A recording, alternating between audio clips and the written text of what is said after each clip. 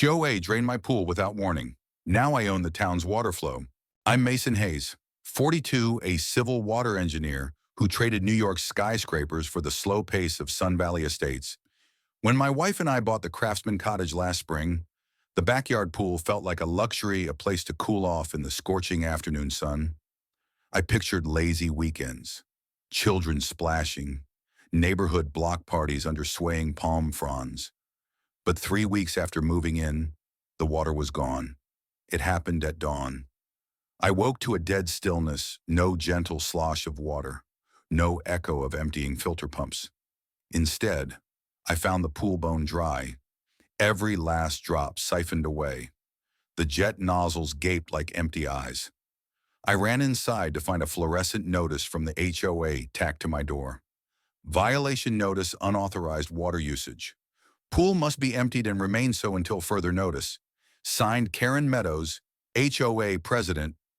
My heart thudded. This must be a joke, I muttered as I dialed the number printed at the bottom. No answer. I emailed the board. No reply. I spent the morning inspecting the pool's pump house. The intake valve was welded shut. The backflow drain had been forced open. Someone had rigged the system to drain the water into the storm sewer. They'd disabled the manual override. It was deliberate and illegal. Why I knew water regulations inside and out. As a consultant for municipal systems, I'd designed drought-resistant reservoirs and emergency pipelines. No HOA had the authority to commandeer private property water. Yet here I was, staring at a drained basin and a sign that resembled a weapon more than a warning. That afternoon, I hopped on my laptop. I pulled property records. Sun Valley Estates wasn't even formally registered as an HOA. There were no recorded covenants on file, no bylaws, no legal authority, just a private group claiming control over everyone's sprinklers, faucets, and now a homeowner's pool. That's when I met Elena Cruz. She lived 2 doors down and had called me earlier about low water pressure in her house. She'd peered through my gate and saw the notice.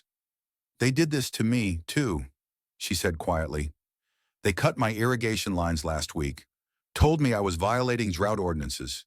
Elena worked for the county water department. She'd seen patterns of bogus fines and secret patrols marking hoses with red flags. When I showed her the welded valve, her eyes widened. This is systemic, she whispered. They're using fear to force people into compliance and to squeeze money out of repairs.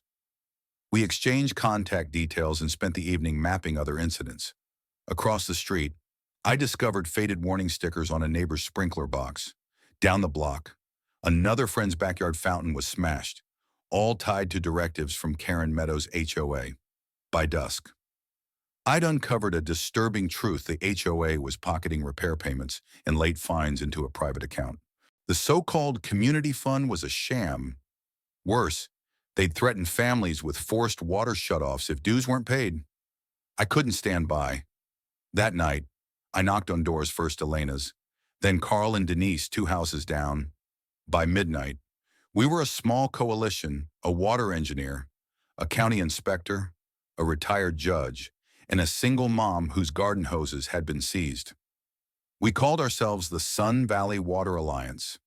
Our first plan was data gather evidence of illegal drainage, record testimony, and flood the county records office with complaints. Elena arranged for us to access flow logs from the municipal meters. We compiled invoices showing neighborhood residents had paid over $4,000 in drainage penalties in just 2 months. But we needed a public flashpoint. That morning, I installed a smart valve on my pool's main line connected to my phone and backed by a city permit Elena secured under emergency water conservation rules. The valve could reverse the flow, sending water back from the sewer line into my pool. It was a stunt, but a legal one, and it would pull attention. At 8 a.m. sharp, I flipped the switch. Water roared through my backyard piping, filling the pool with 600 gallons in minutes. My phone buzzed. The neighbor's sprinklers sprang to life. Lawns bathed in reclaimed water. Moments later, Karen Meadows arrived, bloody-minded as ever, her HOA sign in hand. She stomped into my yard, her heels crunching on the gravel. "Stop that immediately," she shrieked. You're contaminating the supply. I kept my phone recording. Actually, Karen, I'm operating within the city's emergency guidelines. Feel free to call the inspector. She spun around, red in the face, but before she could react, a caravan of SUVs rolled in. Local press and the county water official, alerted by Elena's call. Cameras flashed. Reporters demanded comment. Karen sputtered. But the evidence was overwhelming. A legal permit, water flow logs, county memos about illicit private collections. By noon, the story was online. Local engineer fights back against rogue HOA, reclaims water rights. Neighbors watched live streams, sharing outrage across community forums. That evening, I gathered with the Alliance in my garage, a tactical meeting under fluorescent light. Carla, the retired judge, drafted a cease and desist.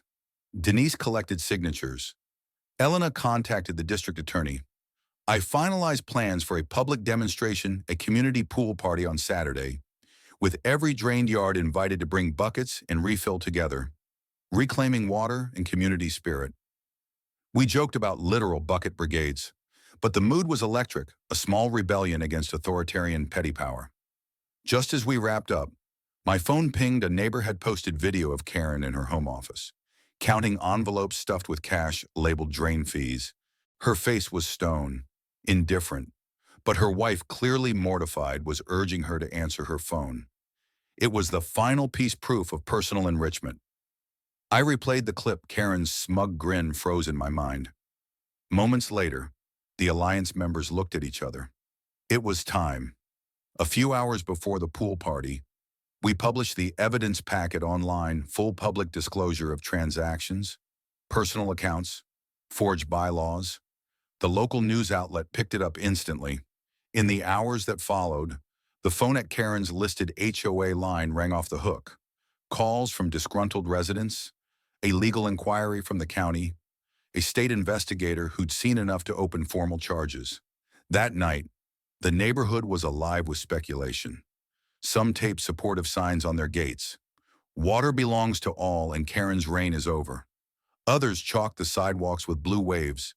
But in my own yard, I sat on the cracked pool steps, watching the water level rise. It felt like justice. Yet as I set my phone down, a new email notification glowed on the screen.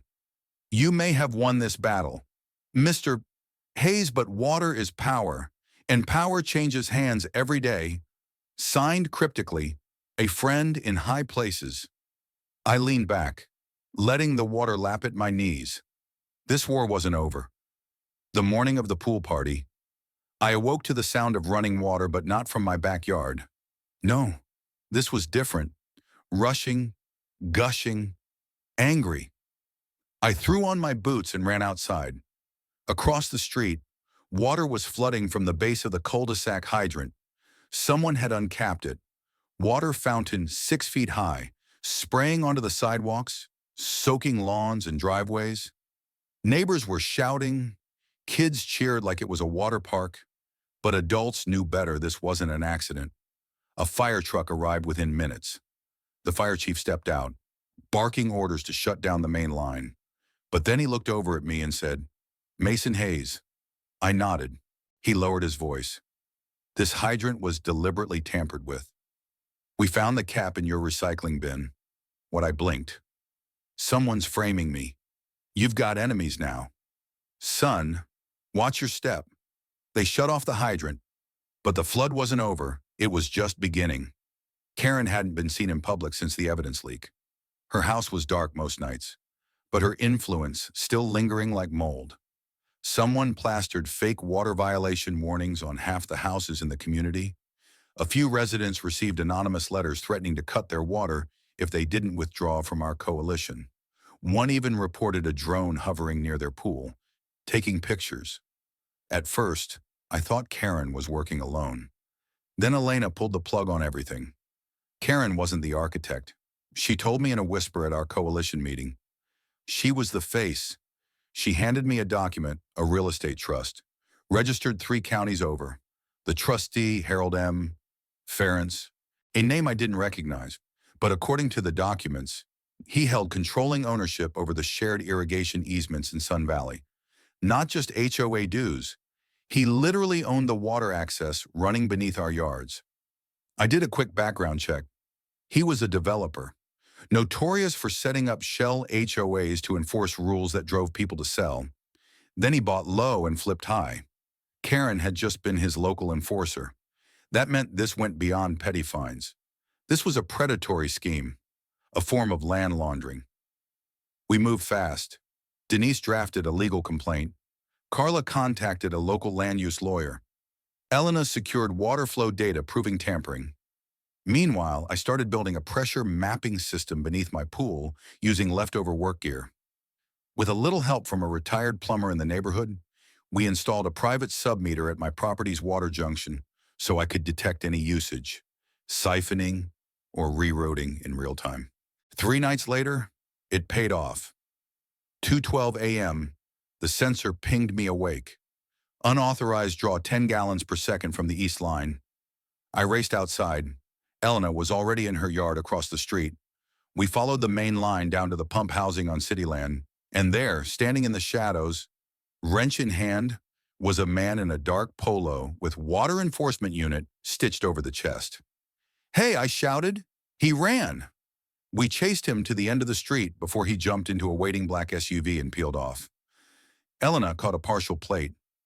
By dawn, we'd traced it to a private security company registered under Ference Enterprises. Now we had everything fake HOA, shell enforcement, bribe patrols, forged violations, property sabotage. We compiled it all into one airtight brief. We presented it to the state attorney general's office. 2 days later, subpoenas were issued. Karen's front door was kicked in at 6:47 a.m. I know, because I watched from across the street. Officers marched out with hard drives, filing boxes, and finally Karen herself. Wrapped in a shawl, sunglasses on, lips tight. She didn't yell, didn't protest, just looked around and whispered. I told him this would backfire. The him, of course, being Ference. The next few weeks moved quickly. Ference was charged with wire fraud, illegal property coercion, and environmental tampering. The Sun Valley HOA was dissolved, officially and publicly. Every fine issued under Karen's reign was vacated. Refunds were issued. Some residents even received settlement checks. But the victory wasn't just legal, it was cultural. Our pool party went viral. Over 5 million views in 1 week. Engineer turns off HOA tyrant with water power civilian exposes, hidden water corruption ring, hydro hero beats Karen at her own game. By then, my backyard had transformed. The pool was pristine, refilled with filtered rainwater. The party lights were permanent. We'd even installed a community notice board at the base of the water tower, with 3 words stenciled across the top. Water is ours. But Karen, she didn't disappear.